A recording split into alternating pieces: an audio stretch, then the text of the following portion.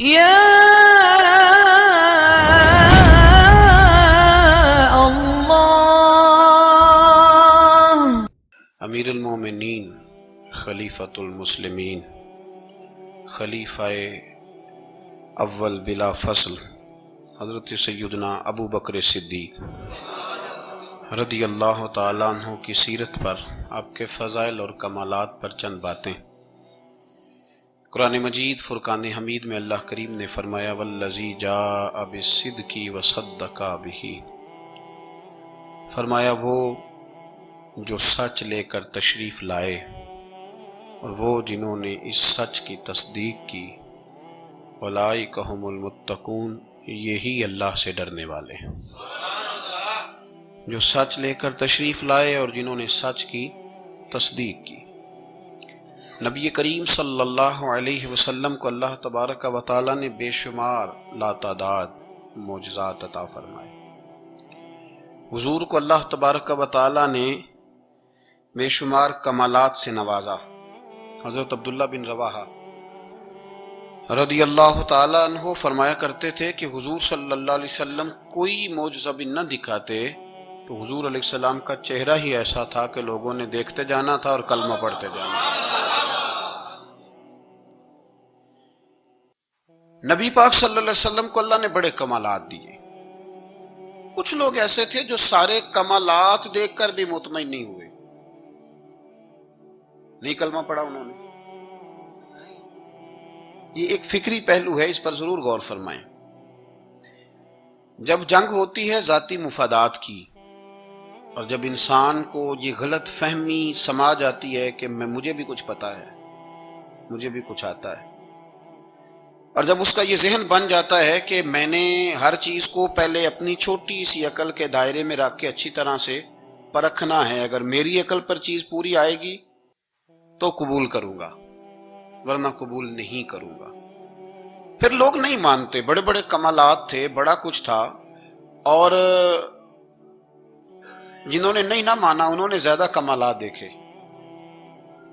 نہیں مانا۔ ابو جہل کتنی دفعہ معجزہ طلب کرنے آیا ہے، کبھی کہا کہ مجھے بتائیے میری مٹھی میں کیا ہے، اگر آپ بتا دیں گے تو کلمہ پڑھ لوں گا۔ تو حضور علیہ السلام نے فرمایا اگر تیری مٹھی میں جو ہے وہی بتا دے کہ میں کون ہوں تو پھر پڑھ لو گے۔ کنکریوں نے کلمہ پڑھا، اس نے نہیں پڑھا۔ معجزہ دیکھا، اس نے معجزہ مانگا، اس نے کہا کہ اگر چاند کے 2 ٹکڑے ہو جائیں میں پڑھ لوں گا کلمہ۔ چاند کے 2 ٹکڑے حضور نے کر دیے، چاند 2 ٹکڑے ہوا، کوہ صفا کی پہاڑی کے بیچ آدھا ادھر گیا آدھا ادھر گیا، دوبارہ جا کے جڑا، اس نے دیکھا، کہنے لگا اوہو میں تو سمجھتا تھا کہ معاذ اللہ آپ کا جادو صرف زمین پہ چلتا ہے، آپ کا تو آسمانوں پہ بھی چلتا ہے۔ اس نے بڑے کمالات دیکھے لیکن کلمہ نہیں پڑھا۔ حضرت ابو الحسن خرقانی رحمۃ اللہ علیہ ایک درویش تھے۔ ہم جو درویشی اور فقیری اور ان لوگوں کو ماننے والے لوگ ہوتے ہیں، ان میں بحث کم سے کم ہوتی ہے، ان میں اپنا آپ بڑھانے کی عادت کم سے، اس میں ماننے کا مزاج ہوتا ہے، اور وضاحت بھی نہیں لوگ طلب کرتے، اشاروں سے بھی بات مان جاتے ہیں، غلامی اسی کا نام ہے، اشارہ آپ کر دیں بات ختم ہو گئی، طے ہو گیا مسئلہ، اتنی زیادہ لمبی تو بات ہی کوئی نہیں۔ حضرت ابو الحسن خرقانی تقریر کر رہے تھے، بات کر رہے تھے، تو کسی نے کہا کہ آپ حضرت بایزید بستامی رحمۃ اللہ علیہ کے سجادہ ہیں، تو حضرت بایزید کیسے آدمی تھے؟ تو فرمانے لگے حضرت بایزید کو جو دیکھتا تھا وہ کلمہ پڑھ جاتا تھا۔ اب آپ نے تو ماشاءاللہ قبول کر لیا، لیکن وہ جو سامنے بیٹھا تھا اس کی سمجھ میں بات نہیں آئی۔ وہ کہنے لگا حضور آپ نے کہہ دیا ہے پر میری عقل میں تو نہیں نہ آتا۔ نہیں آتا جس کی عقل میں تو پھر اس کی عقل میں نہیں آتا۔ میں اکثر کہتا ہوں کہ بہت سارے لوگ ہیں جن کا کوئی پیر نہیں، اور ان کا ہو بھی نہیں سکتا، ان کا کوئی پیر، اس لیے کہ مطلب اتنا سیاںا بندہ اس کا کوئی پیر ہو جائے۔ اور میں تو پیروں کو مشورہ دوں گا کہ مہربانی کرنا ان کے پیر بننا بھی نہ، یہ بڑا مشکل کر دیں گے آپ کے لیے جینا۔ تو بہتری اسی میں ہوتی ہے کہ انسان سمجھے چیزوں کو اور دائروں کے اندر باتوں کو تسلیم کرنے کی عادت بنائے۔ تو کہا کہ جو دیکھتا تھا حضرت بایزید کو کلمہ پڑھ جاتا تھا، تو حضرت ابو الحسن خرقانی سے وہ شخص کہنے لگا جی بابا جی آپ عجیب بات کر رہے ہیں کہ دیکھا اور کلمہ پڑھ گیا، بندہ دیکھنے سے کیسے کلمہ پڑھ سکتا ہے؟ ابو جہل نے بڑی جگہ حضور کو دیکھا تھا، اس نے تو کلمہ نہیں پڑھا، تو بایزید بستامی کو دیکھ کر لوگ مسلمان ہو گئے، یہ کیسی بات ہے؟ تو حضرت ابو الحسن خرقانی فرمانے لگے مجھے اللہ کی عزت کی قسم ابو جہل نے ایک دفعہ بھی محمد رسول اللہ کو نہیں دیکھا صلی اللہ، بڑی قسم اٹھا لی، ایک دفعہ بھی محمد رسول اللہ کو صلی اللہ. تو وہ شخص کہنے لگا حضور وہ چچا تھے حضور کے اور دیکھا انہوں نے ایک دفعہ نہیں 1000 دفعہ. فرمانے لگے میں سفید داڑھی سے بوڑھا آدمی مسند پہ بیٹھ کے قسم اٹھا رہا ہوں تو میری بات ہی نہیں سمجھ رہا. نہیں دیکھا ابو جہل نے محمد رسول اللہ صلی اللہ علیہ وسلم کو نہیں دیکھا، تو کہا پھر کسے دیکھا؟ تو حضرت ابو الحسن خرقانی فرمانے لگے اس نے جب بھی دیکھا عبداللہ کے یتیم بیٹے محمد کو ہی دیکھا. یہ وہی عبداللہ کا یتیم بیٹا جو یہاں رہتا تھا، ایک دفعہ بھی اس نظر سے دیکھتا نا کہ یہ اللہ کے رسول ہے تو فوراً کلمہ پڑھ کے مسلمان ہو جاتا.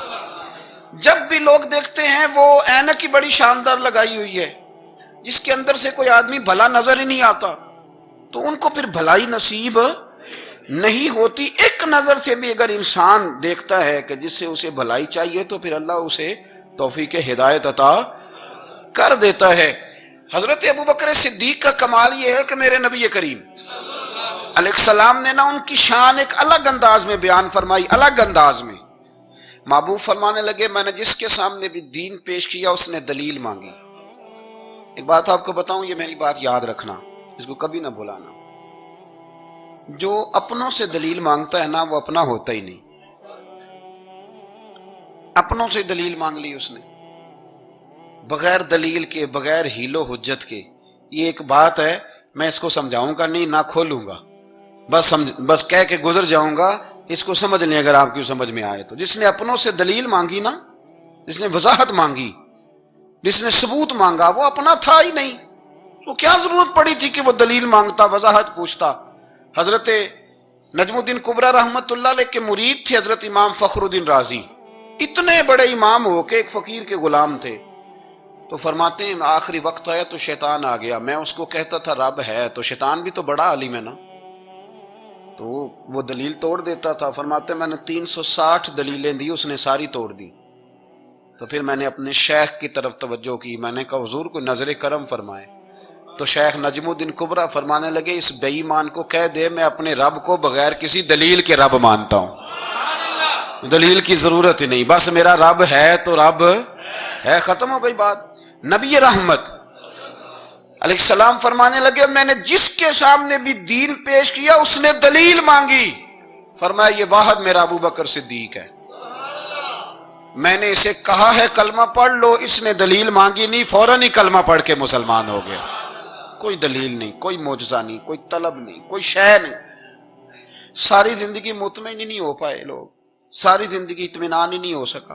اس کو بھی سنا، اس کو بھی سنا، اس سے بھی سوال پوچھا، اس سے بھی پوچھا. بھائی تو نہیں، تو مطمئن ہونا نہیں چاہتا.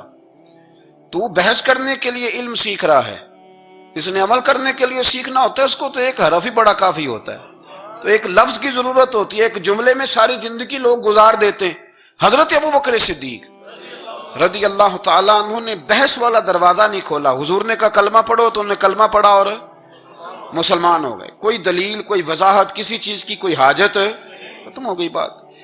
اصل مسئلہ پتہ کیا ہے؟ جو لوگ سوچ سمجھ کے چلتے ہیں نا، تو سوچ کتنی ہے انسان کی، وہ کتنا کام دے گی. یہ جو وارفتگی ہوتی ہے نا، یہ جو محبت ہوتی ہے، یہ جو پیار ہوتا ہے، یہ زندگی کو آسان کر دیتا ہے. سوچنے سمجھنے کے دائروں سے آدمی نکل جاتا ہے. اس کا کام وہ کہتا ہے کہ میں نے سوچنا نہیں، میں نے ماننا ہے. میں نے رب رسول کی ذات کے بارے میں سوچنا نہیں، میں نے ماننا ہے. تو ماننے والے لوگ جو ہوتے ہیں وہ فائدے میں ہوتے ہیں. تو عمل کر رہے ہیں، بات مانی، عمل کیا. عقل کا بے شمار اور بے دریغ استعمال، اپنی چھوٹی عقل سے بڑے مسئلے حل کرنے کی کوشش کرنا، یہ انسان کو نقصان دیتا ہے. بہت ساری جگہوں پہ وہ الجھ جاتا ہے. ہر جگہ عقل استعمال کرنا، لیکن رب رسول کے معاملے میں نہ استعمال کرنا، ورنہ نقصان ہو. عقل چھوٹی ہے اور اللہ رسول کی ذات بڑی ہے. کبھی بھی اس دائرے میں بند کرنے کی کوشش نہ کرنا. جناب ابو بکر صدیق رضی اللہ تعالیٰ عنہ ہر معاملے میں ایک حدیث بخاری کی، شاید میں نے پہلے بھی عرض کی تھی، لیکن چونکہ وہ عنوان کے لحاظ سے ایک بہت بڑی دلیل ہے، دوبارہ عرض کرتا ہوں۔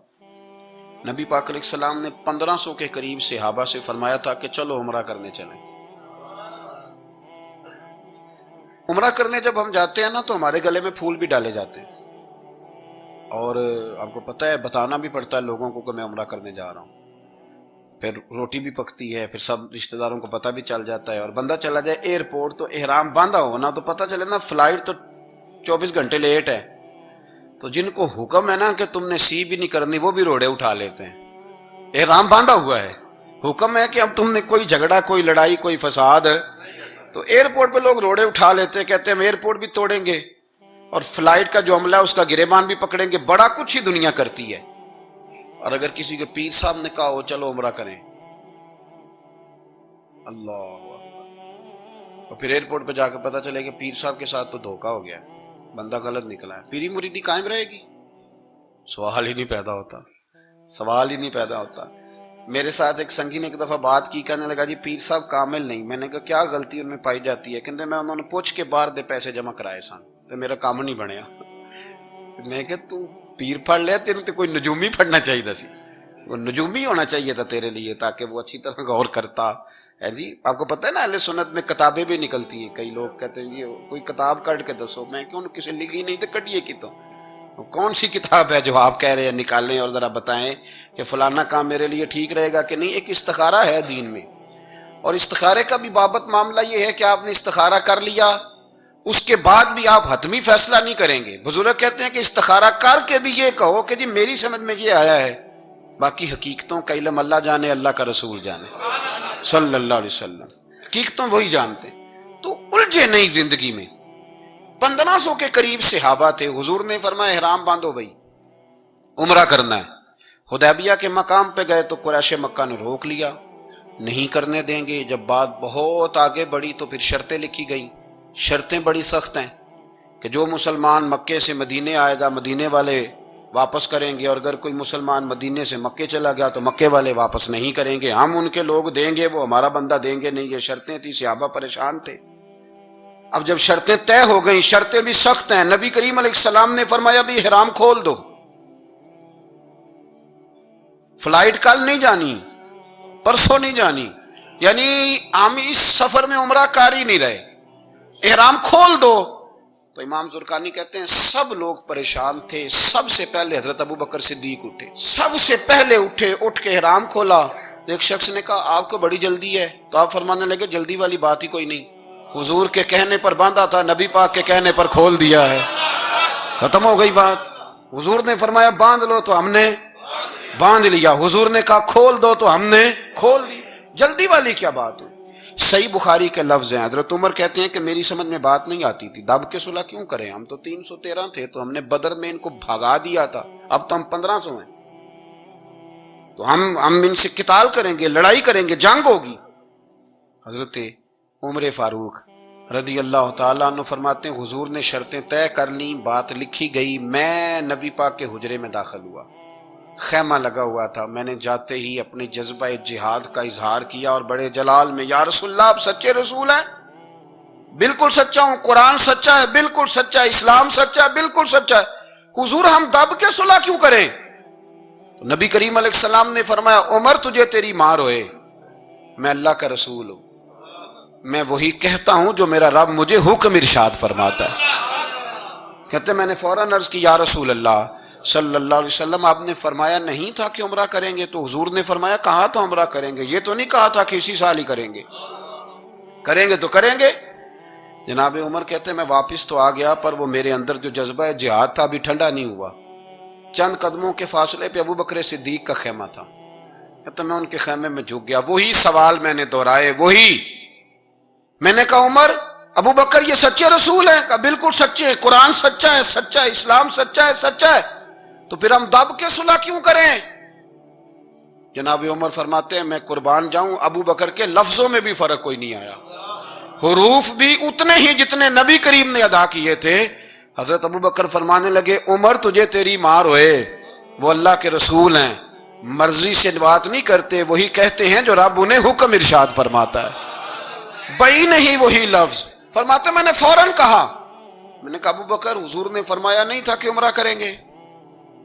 تو کہتے ہیں وہی لفظ، وہی حرف، وہی انداز، وہی طریقہ، وہی سلیقہ، وہی انداز تکلم، بالکل حضور کی اتباع میں اسی انداز میں فرمانے لگے عمر حضور نے فرمایا تھا عمرہ کریں گے، یہ تو نہیں فرمایا تھا کہ اسی سال ہی کریں گے، کریں گے تو انشاءاللہ کریں گے۔ فرماتے ہیں میں واپس آ کے بیٹھا تو حضرت عمر کہتے ہیں جب میرا غصہ اترا نا تو پھر میرے اندر سے آواز آئی کہ عمر ذرا غور تو کر، تو ابو بکر کے ایمان تک کبھی نہیں پہنچ سکتا، اس تک تیری رسائی نہیں ہو سکتی۔ میرے بھائی اتنی بحثیں ہیں ہمارے زمانے میں، اتنا الجھاؤ ہے، اتنا الجھاؤ ہے، یعنی ہر بندہ رائے کا اظہار کرنا ضروری سمجھتا ہے، ہر بندہ کہتا ہے جی میرے خیال میں، ہر بندہ کہتا ہے جی میرا ذہن یہ ہے، بلکہ کچھ تو کہتے ہیں میں اندر کی خبر نہ دوں آپ کو، یعنی اب پتہ نہیں اس کے پاس اندر کی خبریں کیسے آئی ہیں، وہ سمجھ میں نہیں آتی بات۔ کچھ لوگ کہتے ہیں 35-40 سال ہو گئے جی علماء کو سن رہا ہوں، میں کہتا ہوں کہ میرا تو خیال ہے کہ 35 دن بھی بندہ کسی کو سن لے تو سیانا ہو جاتا ہے، تو 35 سال سے اگر آپ کی سمجھ میں نہیں آئے تو پھر زمین ہی بنجر ہے، پھر مہربانی کریں یہ ٹائلیں کھیڑ کے نا تو نیچے سے کچی زمین نکالیں تاکہ کوئی بات سمجھ میں آئے۔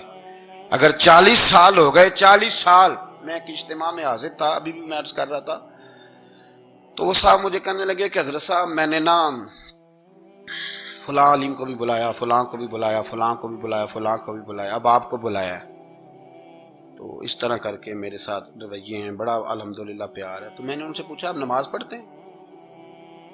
میں لگا نہیں، کچھ اور باتیں پوچھی تو جواب نفی میں آیا، تو میں نے کہا کہ اب آپ نے مہربانی کرنی ہے اتنے علماء کا نام نہیں لینا، کیونکہ پھر تو بزرگوں کے بارے میں لوگ شک کریں گے کہ انہوں نے اس کو دیا کیا ہے۔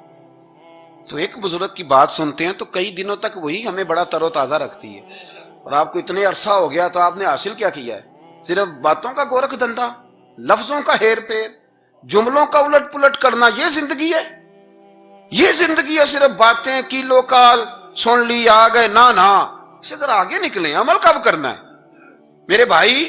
یہ بحثیں، یہ ابحاث، یہ لمبے چوڑے معاملات، یہ طے، بزرگوں میں نا ایک صنف ہے مرید ہونا اور ایک ہوتا ہے طالب ہونا، یہ دو باتیں، یعنی آپ کہیں گئے اس کے مرید ہو گئے تو پھر کسی اور جگہ کسی بزرگ سے نسبت ہوئی تو وہاں آپ طالب۔ میرے پاس کچھ لوگ آتے ہیں کہتے ہیں آپ طالب کر لیں، تو میں کہتا ہوں آپ مہربانی کریں ایک کی نوکری کریں، وہ بڑی مشکل ہے، تو جگہ جگہ پہ جانے کی کیا ضرورت ہے؟ مطلب میں انکار نہیں کرتا کسی ایسی چیز کا جس کو بزرگوں نے رائج کیا، لیکن سمجھے نا، مطلب ایک کی بات پوری سنی نہیں گئی ہم سے، آپ خیر کی بات ہر جگہ سے سنیں، ہر جگہ سے، لیکن یہ صرف وہ تعلق بنانے کی کوشش کرنا کہ جس سے تھوڑا سا رابطہ بن جائے، جس سے تھوڑا سا تعلق بن جائے، جس سے تھوڑا سا نا پتہ چل جائے، اس سے نکلیں، سیکھنے کا ماحول بنائیں، اتنی عقل کے گھوڑے نہ دوڑائیں کہ عقل بھی بیچاری تھاکی جائے اور کوئی چیز ہاتھ بھی نہ آئے، کچھ کریں، عمل کریں۔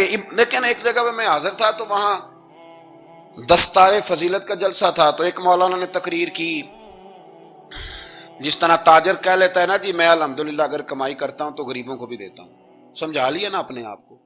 رشوت لینے والے نے بھی ایک دلیل گاڑ لیا، وہ کہتا ہے میں امیروں سے نہیں، میں غریبوں سے نہیں لیتا، تو امیروں کا حساب لینے کی ڈیوٹی اللہ نے آپ کی لگائی ہے کہ آپ حساب کریں امیروں کا کہ وہ کیا کر رہے ہیں۔ یہ ہم نے نا یہ دلیلیں گاڑ لی ہیں، یہ ہم نے دلیل گھاڑ لی ہے کہ وہی اپنے آپ کو مطمئن کرنے کے لیے۔ میں حاضر تھا تو ایک مولانا تقریر کی جی عالم ساری رات، یہ صرف علماء کی بات نہیں، ہر طبقے نے اپنے بارے میں اس طرح کی چیزیں یاد کر لی ہیں، ہم نے رٹ لی ہیں، جیسے خامد نے یاد کر لیا ہے کہ کسی غیر کے لیے سجدہ جائز ہوتا تو اللہ عورت کو حکم دیتا، نبی پاک حکم دیتے کہ وہ خامد کو سجدہ کرے، تو بی بی نے بھی یاد کر لیا ہے کہ حضور نے فرمایا تم میں سب سے بہتر وہ ہے جو بیوی کے حق میں بہتر ہے۔ سب نے اپنی اپنی مرضی کی چیزیں، دوسری کی مرضی کی چیز کسی نے یاد نہیں کی، سب نے اپنی اپنی مرضی کی چیزیں یاد کر لی۔ تو مولانا تقریر کر رہے تھے، کہنے لگے جی حضور نے فرمایا ہے کہ عالم ساری رات سویا رہے اور عابد ساری رات عبادت کرتا رہے، درجہ پھر بھی عالم کا زیادہ ہے۔ پھر دوسرے آئے انہوں نے بھی اسی حدیث پہ بات کی، تیسرے آئے تو انہوں نے بھی اسی حدیث پہ بات کی، تو میرا نمبر آیا تو میں نے کہا جی یہ جو حدیث آپ سنا رہے ہیں نا، یہ حدیث بالکل ٹھیک ہے، بالکل ٹھیک ہے کہ عالم ساری رات عشاء پڑھ کے سوئے، فجر کے وقت اٹھ کے فجر پڑھے، اور عابد ساری رات نماز پڑھے، تو درجہ پھر بھی عالم کا زیادہ ہے. بالکل ایسے ہی ہے، بلکہ ایک حدیث میں تو یہ ہے کہ 70 عابد بھی عبادت کریں اور عالم سویا رہے، تو ان 70 سے سونے والے عالم کا درجہ. یہ بات بالکل ٹھیک ہے، لیکن میں نے کہا اس کا بھی خیال رکھو کہ یہ حدیث غوث پاک کو بھی آتی تھی، یہ غوث پاک کو بھی آتی تھی حدیث، اور بڑے عالم تھے، پر وہ تو عشاء پڑھ کے مصلے پہ بیٹھتے تھے اور فجر تک مصلے پہ بیٹھے رہتے تھے. حالانکہ یہ حدیث انہیں بھی آتی تھی، یہ حدیث خواجہ معین الدین چشتی کو بھی آتی تھی، اور وہ بڑے عالم تھے، لیکن اس کے باوجود وہ عشاء پڑھتے تھے اور فجر تک مصلے پر بیٹھے رہتے تھے. حضرت عثمان غنی سے بڑا عالم تو کوئی نہیں نہ ہوگا اس زمانے میں. حضرت عثمان غنی رضی اللہ تعالیٰ عنہ جیسا شخص تو کوئی نہیں نہ ہوگا، پر وہ عشاء کے بعد قرآن پاک پڑھنا شروع کرتے تھے اور فجر سے پہلے پہلے قرآن پاک ختم کر لیا کرتے. تو دلیلیں صرف بحث کے لیے یاد نہ کریں، اپنے آپ کو بچانے کے لیے یاد نہ کریں، اپنے وجود کو سکون دینے کے لیے دلائل نہ یاد کریں. میں دین کے کس دائرے سے کس طرح بچ کے نکل سکتا ہوں اس کے لیے دلائل یاد نہ کریں، عمل کے رستے پہ آئیں، عمل کے رستے پر. جناب ابو بکر صدیق اللہ تعالیٰ عنہ کا کمال یہ ہے، زکوٰۃ کتنے فیصد دینی چاہیے؟ چلے اللہ تعالیٰ شکر ہے 3-4 لوگوں کو تو پتہ ہی ہے نا جی، باقی بھی ان سے سن کے یاد کر لیں. کتنے فیصد ہے؟ اللہ آپ کو خوش رکھے. اب کچھ اور نے بھی پروگرام بنا لے. کتنی جی؟ چلو اب ٹھیک ہو گیا. 2.5% ہے نا جی. آپ یقین کریں کسی تاجر سے آپ بات کر کے دیکھ لیں، 6 گھنٹے مناظرے کے بعد وہ مانتا ہے کہ 2.5% دوں گا. میں صحیح کہہ رہا ہوں آپ کو. وہ کہتے ہیں جی وہ تو ٹھیک ہے لیکن کچھ قرضہ بھی ہے. 2.5% زکوٰۃ ہے وہ تو ٹھیک ہے لیکن ہو سکتا ہے میری بہن بھی حصہ مانگ ہی لے، پیسوں میں سے اس کا بھی نکلتا، کیونکہ پروگرام نہیں نا جی، ارادہ نہیں. زکوٰۃ 2.5% ہے تو کہتے ہیں جی وہ نا میں نے تولا ہے سونا پورا نہیں بنتا ابھی، وہ تھوڑی سی کمی ہے. یہ اس وقت دلائل ہیں، اس وقت ابحاث ہیں جب دینے کا پروگرام ہے. اور تاجروں نے اب ایک نیا سلسلہ شروع کیا، کہتے تھوڑی تھوڑی سارا سال ہی دیتا رہتا ہوں، تھوڑی تھوڑی کر کے. آپ نے جس سے 5 کروڑ روپیہ لینا ہو وہ اگر کہے کہ 10,000 مہینے کا لے لو، لے لیتے ہو. ہمارے فقہاء نے تو یہ لکھا ہے کہ جب زکوٰۃ دو نا تو ایک آدمی کو ساری دو. حضرت عمر بن عبدالعزیز رحمۃ اللہ علیہ کے زمانے میں ایک آدمی کو لوگوں نے زکوٰۃ دی تو اتنی دے دی کہ اگلے سال وہ خود زکوٰۃ دے رہا تھا. بہت بڑا کاروبار اس نے سٹارٹ کر لیا تھا. معیار نہیں ہے نا جی تھوڑی تھوڑی دیتا رہتا ہوں. کئی لوگ ایسا کرتے ہیں کہ دکان میں جو پرانی چیزیں ہوتی ہیں وہ زکوٰۃ کے دور پہ دینی شروع کر دیتے ہیں. جو مال نہیں بیک رہا اس کو زکوٰۃ بنا دو. کیوں؟ دینے کا پروگرام نہیں. حضرت ابو بکر صدیق رضی اللہ، ذرا زندگی دیکھو. کہتے ہیں جس دن کلمہ پڑا 40,000 دینار تھے، اور کلمہ پڑے ابھی مجھے چند مہینے گزرے تھے، سارے مصطفیٰ کے قدموں پہ قربان کر دیے. پھر مال کمایا، پھر 4,000 دینار تھے. 4,000 جس دن ہجرت کے لیے نکلا 4,000 تھے. انہیں بھی پتا تھا 2.5% دینا چاہیے. ان کی بھی بیٹیاں تھیں، جوان بھی تھی، چھوٹی بھی تھی، ان کے بھی بچے تھے، لیکن دین کو ضرورت ہے. میرے رسول پاک صلی اللہ علیہ وسلم کے دین کو حاجت ہے. تو فرماتے ہیں اشرفیاں تھی میرے گھر میں، پیسے تھے، درم تھے، دینار تھے. میرے والد بوڑھے تھے، ان کو خیال تھا کہ ابو بکر ساری دولت نہ لے جائیں.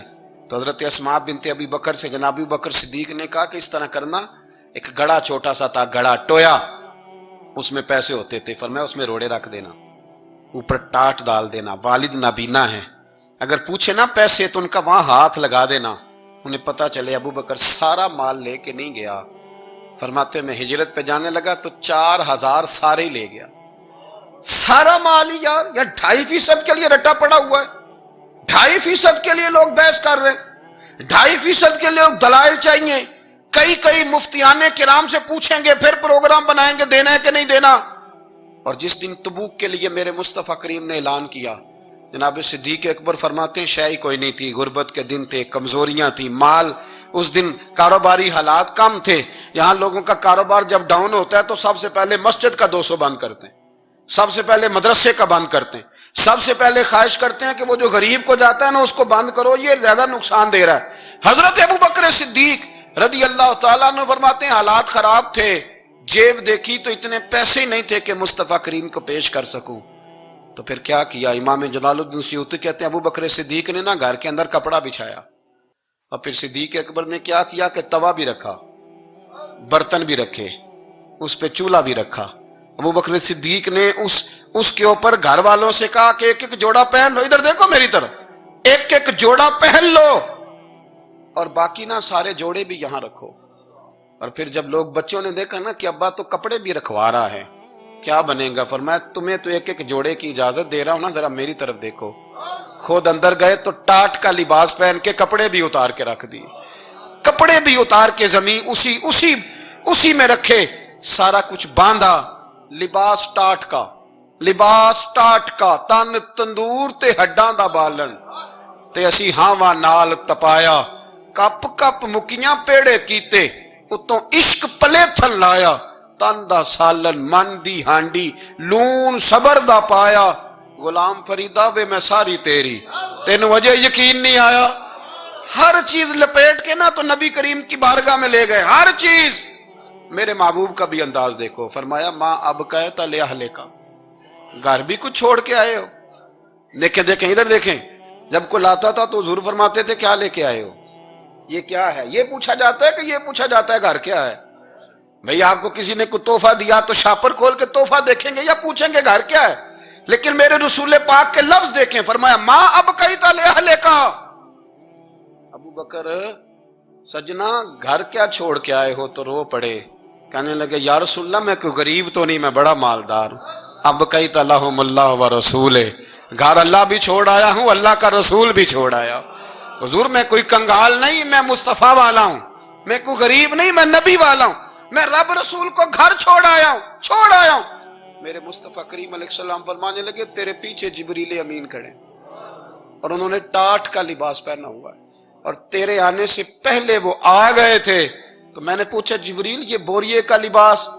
عرض کی یا رسول اللہ ابو بکر نے پہنا ہے تو رب کو اتنا پسند آیا سارے فرشتوں کو پہنا دیا ہے, سارے فرشتوں کو پہنا دیا, سارے فرشتوں. ذرا یہ لذت تو لیں بات کی, جب 2.5% پہ جھگڑا ہوتا ہے نا تو پھر نماز میں مزہ نہیں آتا.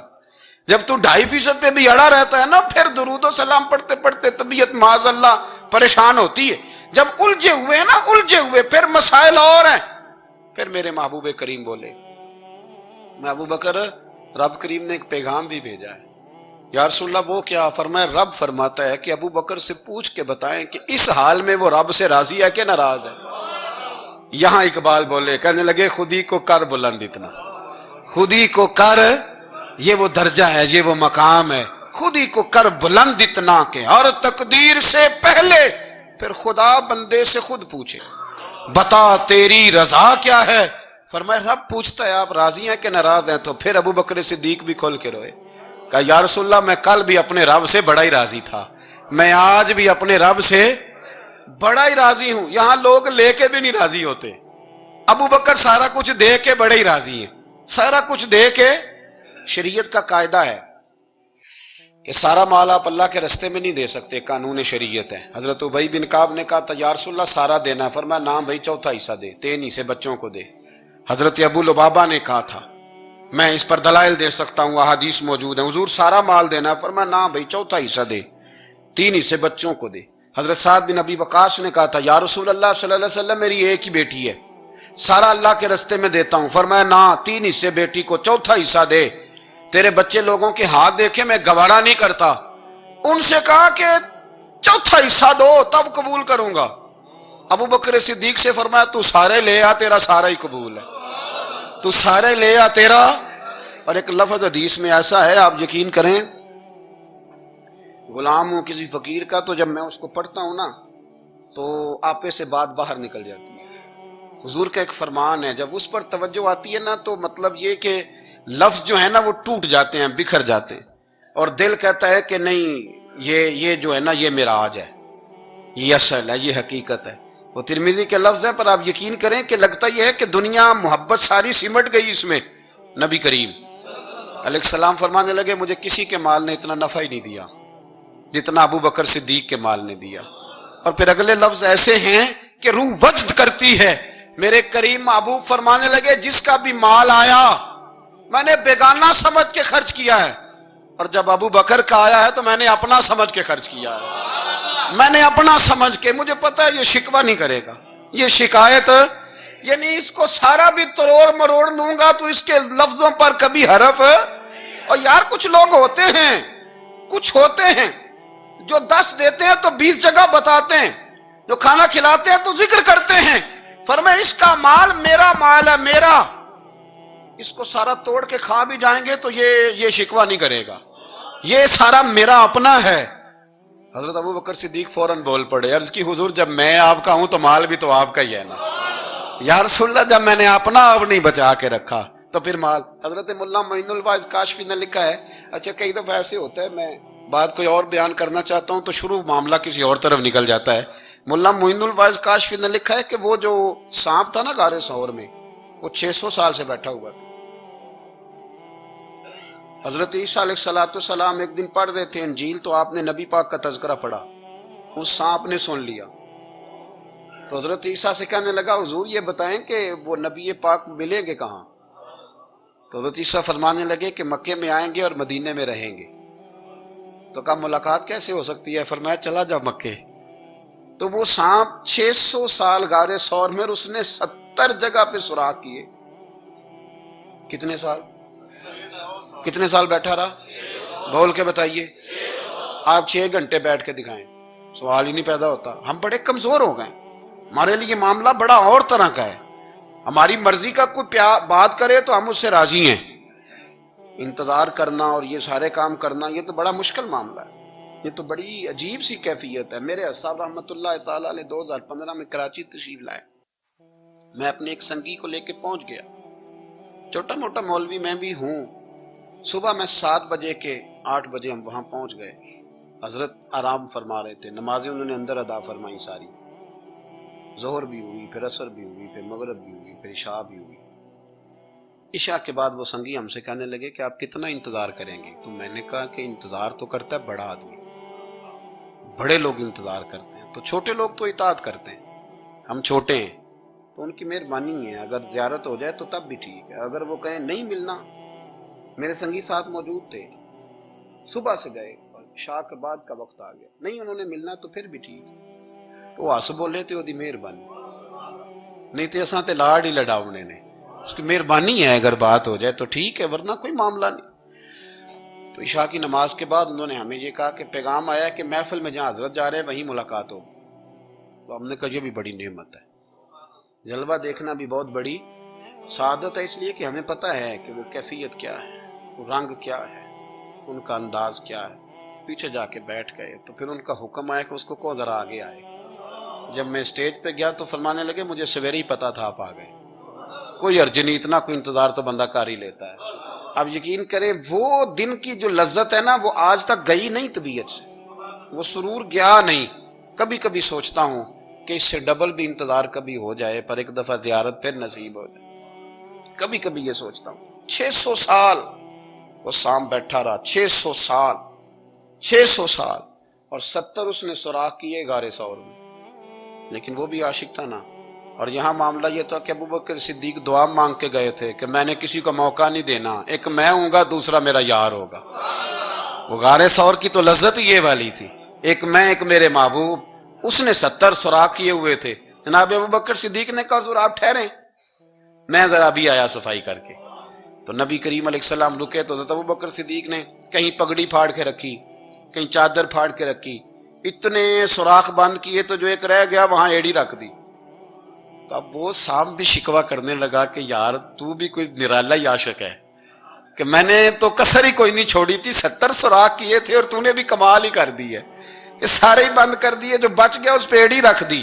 اس نے پتہ نہیں کتنے ڈنگ مارے۔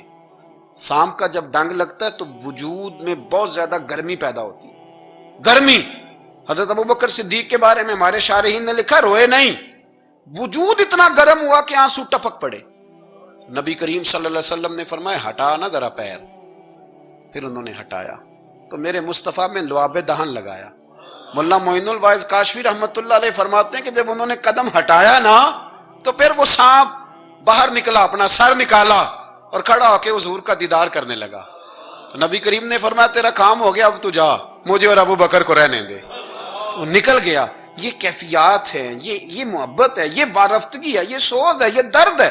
یارو یہ میں کہا کرتا ہوں کہ یہ چیز جینے کا بھی مزہ دیتی ہے، مرنے کا بھی مزہ آتا ہے، مرنے کا بھی مزہ، سرور آتا ہے انسان اس میں جب یہ کیفیات شامل ہوتی ہے نا، رنگ اور ہوتا ہے، درد اور ہوتا ہے، ذائقہ اور ہوتا ہے، کیفیت اور ہوتی ہے۔ پھر کوئی شوق نہیں رہتا اعلیٰ کپڑوں کا، بڑی گاڑی کا، لمبے چوڑے معاملات کا. پھر تو انسان ڈھونڈتا پھرتا ہے کوئی مجھے محبوب کی بات سنائے، کوئی اس کی شان میں کوئی شعر سنائے، کوئی اس کا ذکر سنائے، کوئی مل جائے نا کبھی کہ میرے تار چھیڑ دے، کوئی ملے، کوئی بات کرے، کوئی ذکر کرے. پھر انسان ڈھونڈتا پھرتا ہے ان لفظوں کو، ان لوگوں کو جو پکڑ کے دروازہ رسول صلی اللہ علیہ وسلم کی بارگاہ تک لے جائیں. بڑا پیار کیا میرے قریب محبوب.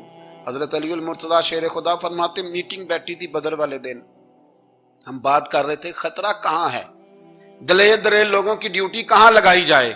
شیر خدا بھی چاہ رہے تھے کہ میں وہاں ڈیوٹی دوں گا، تو کہتے ہیں سمجھ آئی کہ سب سے زیادہ خطرہ نبی کریم علیہ السلام کے عریش مبارک کا ہوگا، حضور کے خیمے کو، چھپر مبارک کو. قریش مکہ سب سے زیادہ حملے وہاں کریں گے جہاں حضور ٹھہرے ہوں گے. طے ہو رہا تھا کس کی ڈیوٹی لگائیں، کس کو وہاں ذمہ داری سونپیں. کہتے ہیں ہم بات کر رہے تھے اور میں تیار تھا وہاں جانے کو، اچانک ابو بکر صدیق آ گئے. کیا باتیں ہو رہی ہیں؟ تو ہم نے کہا جناب ہم پروگرام بنا رہے ہیں کہ وہاں ڈیوٹی کس نے کرنی ہے. تو فرمانے لگے یہ کرنے والی بات ہی کوئی نہیں، میں نے تو عرض کر بھی دیا ہے نبی پاک کی بارگاہ میں کہ یا رسول اللہ یہاں ڈیوٹی میں ہی کروں گا. تو حضرت ابو دردہ رضی اللہ تعالیٰ عنہ عرض کرنے لگے حضرت ابو بکر صدیق سے کہ حضور آپ کے ساتھ کون ڈیوٹی کرے گا؟ فرمانے لگے کسی کی بھی ضرورت نہیں، کوئی ماں نے لال جنا ہی نہیں، کوئی جنا ہی نہیں ماں نے لال جو ابو بکر کے ہوتے ہوئے نبی پاک تک پہنچ جائے، کسی کی جرت ہی نہیں. میں اکیلا کافی ہوں مصطفیٰ کریم کے خیمے کا پہرا دینے کے لیے. یہ اعزاز، یہ شان، یہ لطافت. اور میرے نبی کریم علیہ السلام نے بھی پھر حضرت ابو بکر کو چاہا تو کمال ہی کر دیا، چاہا تو کمال ہی کر دی، کمال ہو گئی. حضرت ابو دردہ کہتے ایک دن حضور علیہ السلام نے مجھے فرمایا ابو دردہ یہ تو نے آج کیا کیا ہے؟ حضور کیا ہوا؟ فرمایا آج تو گلی میں چل رہا تھا اور ابو بکر صدیق کے آگے آگے چل رہا تھا، گلی میں ابو بکر کے آگے آگے چل رہا تھا. یا رسول اللہ صلی اللہ علیہ وسلم کیا ہوا؟ فرمایا نہ کسی پہ سورج طلوع ہوا نہ غروب ہوا جو میرے ابو بکر سے افضل ہو. خبردار اس کے آگے نہیں چلنا، ابو بکر صدیق کو کمر نہ ہونا چاہیے. شاہ ولی اللہ صاحب نے ایک بات لکھی ہے، بڑی نرالی ہے، وہ بھی بڑی نرالی. مثل تعویذ ہوتے ہیں نا کچھ لوگ، جب بھی ملتے ہیں شفا ہوتی ہے. بڑی شاندار عجیب بات لکھی ہے. حضور صلی اللہ علیہ وسلم نے ایک دن فرمایا کہ وقفے سے ملا کرو محبت بڑھتی ہے. یہ حضور کا فرمان ہے، وقفے سے ملا کرو محبت بڑھتی ہے. قدر کھو دیتا ہے نا ہر روز کا آنا جانا، اور بڑی دلچسپ ہوتی ہیں بے ترتیب ملاقاتیں. تو کہا کہ وقفے سے ملا کرو. حضرت ابو ہریرہ بھی تھے، دیگر لوگ بھی تھے، حضور نے فرما دیا. حضرت ابو بکر صدیق بھی سن رہے تھے. زور کی نماز پڑھی گھر چلے گئے، عصر پڑھی تو گھر چلے گئے، مغرب پڑھی تو گھر چلے گئے. حضرت انس بن مالک رضی اللہ تعالیٰ عنہ کہتے 3 دفعہ حضور نے پوچھا ابو بکر نہیں آئے؟ ابو بکر نہیں آئے؟ ابو بکر نے کہتے 3 دفعہ پوچھا. تو میں پھر پہنچ گیا، میں نے کہا ابو بکر 3 دفعہ حضور نے پوچھ لیا کہ ابو بکر نہیں آئے، ابو بکر نہیں آئے. تو جناب صدیق اکبر دوڑے حضور حکم. فرمایا کہاں تھے صبح سے؟ عرض کی یا رسول اللہ آپ نے تو فرمایا تھا وقفے سے ملا کرو محبت بڑھتی ہے. تو محبوب فرمانے لگے تمہیں تھوڑی کہا تھا، تمہیں تھوڑی کہا تھا. تو نہ جایا کر یار، تو رہا کر. تو رہتا ہے تو دل جمع رہتا ہے، تو یہاں موجود ہوتا ہے تو دل. اب یقین کریں کچھ لوگ ایسے ہوتے ہیں جن کے بارے میں دل کرتا ہے انہیں بندہ خرید کے پاس رکھ لے، ان کو خرید لے، یہ یہیں رہیں، یہ جائیں نہ. اس لیے کہ ان کا لب و لہجہ اور ہوتا ہے، ان کا طرز حیات اور ہوتا ہے، طرز غلامی اور ہوتا ہے، طرز فرما برداری اور ہوتا ہے، انداز اور ہوتا ہے. فرمایا تو نہ جایا کر، یہی رہا کر. اور میرے محبوب نے فرمایا ابو بکر تو صرف میرا غار میں ہی ساتھی نہیں، قیامت میں جب میں حوض کوثر تقسیم کروں گا تب بھی تو میرے پاس ہی بیٹھا ہوگا. قیامت کے دن حوض کوثر کی تقسیم میں بھی تو میرے ساتھ ہی ہوگا میرے نبی کریم علیہ السلام. اور ایک بات اور سن لے جاتے جاتے، کچھ لوگ ساتھ بڑا رہتے ہیں پر بات کم کم مانتے ہیں. کہتے ہیں میں جھاڑو جو دیتا ہوں آستانے پہ، مجھے وظیفہ پڑھنے کی کیا ضرورت ہے؟ میں وہاں ہر وقت حاضر جو رہتا ہوں، مجھے کیا ضرورت ہے شجرہ پڑھنے کی؟ مجھے کیا ضرورت ہے ان کی بات سننے کی؟ بات میں وہاں رہتا جو اتنا ہی کافی ہے. حضرت ابو بکر صدیق نے نوکری بھی کھول کے کی اور نبی پاک کی بات بھی کھول کے مانی، کھول کے مانی. جو حضور نے کہہ دیا انہوں نے کر دیا. یہاں تو لوگ سوچتے ہیں نہ سمجھتے ہیں، غور کرتے ہیں، کہتے ہیں میں وہیں ہوتا ہوں، میرے پاس نسبت ہے، وہی کافی ہے. مجمع لگا ہے صحابہ کا، نبی پاک علیہ السلام نے فرمایا ابھی آج روزہ کس نے رکھا ہے؟ سب چپ کر گئے. حضور نے دوبارہ پوچھا تو جناب صدیق اکبر بولے، عرض کی حضور آپ حکم نہ دیتے تو میں نہ بتاتا، یہ اللہ نے آج مجھے توفیق عطا فرمائی۔ تو حضور علیہ السلام نے فرمایا آج جنازے میں کس نے شرکت کی؟ لوگ خاموش ہو گئے۔ تو حضور علیہ السلام نے دوبارہ پوچھا، عرض کی حضور آپ حکم نہ دیتے تو نہ بتاتا، یہ اللہ نے توفیق مجھے عطا فرمائی۔ فرمایا آج کس نے مسکین کو کھانا کھلایا ہے؟ عرض کی یا رسول اللہ صلی اللہ علیہ وسلم حکم نہ دیتے تو نہ بتاتا، یہ اللہ نے مجھے توفیق عطا فرمائی۔ فرمایا کس نے آج لوگوں کو دین کی دعوت دی، اسلام کی طرف بلایا، پیغام دیا؟ کون ہے؟ عرض کی حضور اگر آپ حکم نہ دیتے تو میں نہ بتاتا، یہ بھی خدمت اللہ نے مجھے عطا فرمائی ہے۔ تو نبی کریم علیہ السلام نے فرمایا ابو بکر سن، قیامت کے دن ایک دروازہ جنت میں ایسا ہوگا جہاں سے صرف روزے دار گزریں گے، ایک ایسا ہوگا جس سے صرف نمازی گزریں گے، ایک ایسا ہوگا جس سے صرف حاجی گزریں گے، ایک سے سخاوت کرنے والے گزریں گے۔ لیکن جب تو آئے گا نا تو جنت کے ہر دروازے سے آواز آئے گی کہ ادھر سے داخل ہو جا، ادھر سے، ہر دروازے سے آواز آئے گی، اس لیے کہ مجموعی طور پر عمل کیا زندگی میں، مجموعی طور پر، اور اپنے لب و لہن۔ اتنی نوکری کی حضرت صدیق اکبر نے، اتنی نوکری کی، کسی جگہ بھی کوئی دعویٰ نہیں۔ حضور نے بڑا فرمایا ہے کہ ابو بکر نے بڑی نیکیاں کی اسلام کے ساتھ، جناب صدیق اکبر کا کوئی دعویٰ نظر ہے؟ یہ وہ مزیدار شخص تھا جس نے کبھی حضور سے دعا کے لیے بھی نہیں کہا، دعا کی تکلیف بھی کبھی نہیں دی، وہ ہاتھ اٹھانے پڑیں گے، لفظ ادا کرنے پڑیں گے، یہ تکلیف بھی نہیں دی۔ علامہ یوسف نبہانی علیہ رحمہ نے لکھا ہے کہ ایک دن حضرت صدیق اکبر نے سیدہ عائشہ صدیقہ سے کہا جس دن حضور کا موڈ مبارک، طبیعت مبارک بڑی اچھی دیکھو نا تو میری بخشش کی دعا کرا دینا۔ سیدہ عائشہ صدیقہ سے کہا، کوئی لفظ نہیں ادا کی۔ لوگوں کو لاتے، حضرت عثمان غنی نے ان کی تبلیغ پہ کلمہ پڑھا، حضرت طلحہ نے، حضرت زبیر نے، ان لوگوں کو لاتے اور لا کے نا انہیں آگے بٹھاتے، خود پیچھے بیٹھ جاتے، پیچھے۔ میرے بھائی دعا کے لیے بھی کبھی نہیں کہا، یہ وہ وفا ہے جس وفا کا دنیا میں کہیں بھی کوئی جواب موجود ہے۔ اپنے آپ کو مرتب کریں۔ ہم لوگ بڑی بے ترتیب زندگی گزارتے ہیں، بڑی بے ترتیب زندگی گزارتے ہیں۔ وہ ڈنگ ٹپاؤ پالیسی ہے کہ آج تھوڑا بہت کر لیں، اپنے آپ کو راضی کر لیں۔ جس طرح بچے کہتے ہیں کہ چلو آج کسی طریقے چھٹی کر لینا، آج کا دن تو گزرے، کل سکول کا ٹائم آئے گا تو دیکھی جائے گی۔ اس طرح نہ کریں، مرتب کریں اپنے آپ کو، اپنے آپ میں ترتیب دیں۔ ساری زندگی سامنے والے کی اخلاقیات ٹھیک کرتے اگر گزر جائے تو اپنا معاملہ رہ جاتا ہے۔ اچھی سوچ، اچھا رویہ، وفاداری والی زندگی۔ میں نے ایک جملہ کہا ہے، اگر آپ کی سمجھ میں آیا ہو، کہ اگر یہ عشق، یہ وارفتگی، یہ پیار، یہ وفا پیدا ہو تو جینے کا بھی مزہ آتا ہے اور مرنے کا بھی مزہ آتا ہے۔ پھر جینا مرنا بڑا لذت اور ذائقے والا ہو جاتا ہے۔ دعا ہے اللہ ہمیں ان کے فیض سے فیض یاب فرمائے۔ آخر دعوانا الحمدللہ۔